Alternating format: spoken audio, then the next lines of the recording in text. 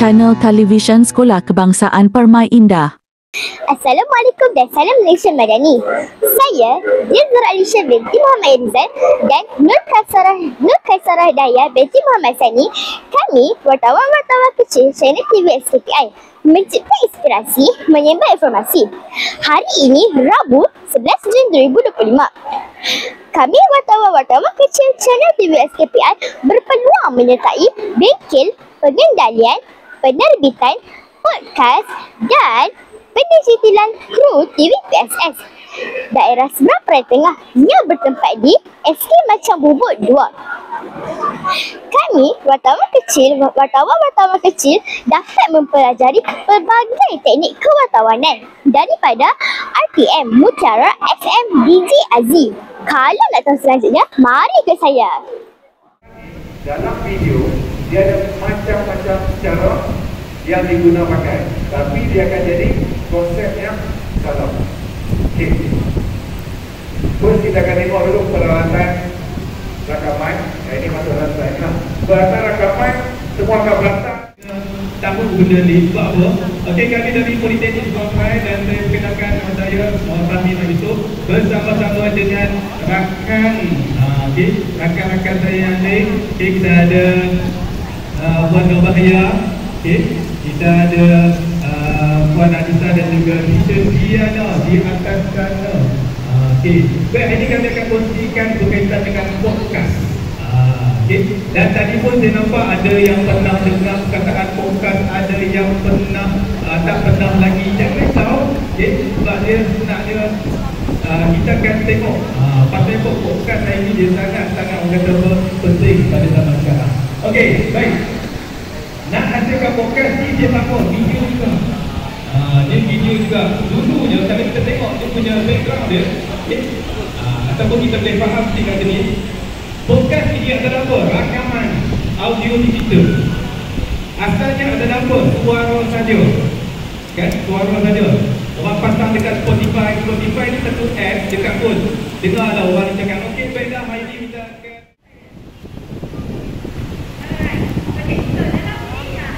kenapa sih tujuan utama dan fahami siapa yang akan mendengar, dan yang paling penting macam mana kita nak deliver the content, macam mana kita nak sampaikan dia. Pastikan kita sampaikan berdasarkan audience kita lah.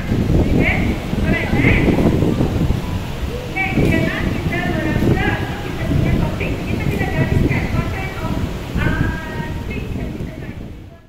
Ataupun paling baik adalah dia tak set untuk monetization. Kita tak boleh buat duit lah.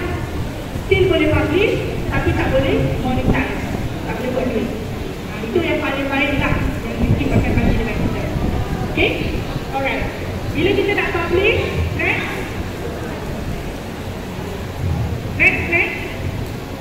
Okay, habis. Alright.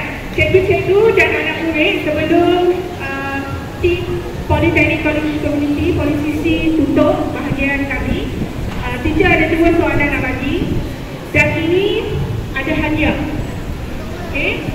Siapa jawab betul, hadiah tu bukan pergi dekat dia ya, pergi dekat sekolah. Jadi cikgu-cikgu tolong bantu anak murid anda bagi jawapan. Okay? Untuk menambahkan semangat menjawab soalan, kita tunjuk nak dapat apa. Klik mic, satu set. SKPI nak hadiah dah? Nak hadiah dah? Kepala pasal nak hadiah? Dah. Tadi kita bagi mic, sekarang dia bagi tripod. Dah. So, Bosi akan bagi 3 tripod nanti, okey? Harga yang dekat RM100, 3 pasang untuk 3 sekolah ya. Kalau nanti ada soalan, dia boleh jawab. Kita akan bagi ya. Okey ya? Alright, itu kita beri perhatian ya. Okey. Ajarkan kepada penerima yang ada tertentu. Sudah ada intonasi dia yang tersendiri. Jadi akan panggil, dipersilakan yang berbahagia. Macam itulah, dia kena ada intonasi dia. Saya kita belajar. Okey, siapa tahu apa itu MC? Siapa boleh beritahu apa itu MC? Ada hadiah tak? Ada hadiah semua katanya. Ada hadiah super siap betul. Okey.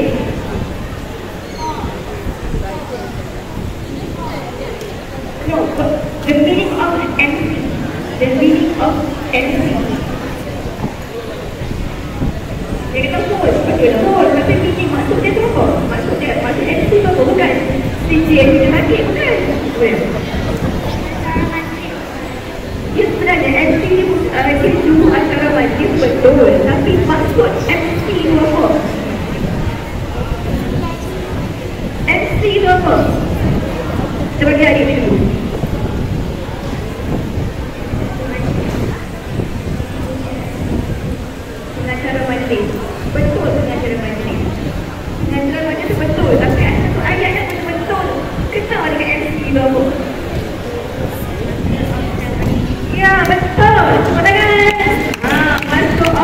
Ceremony.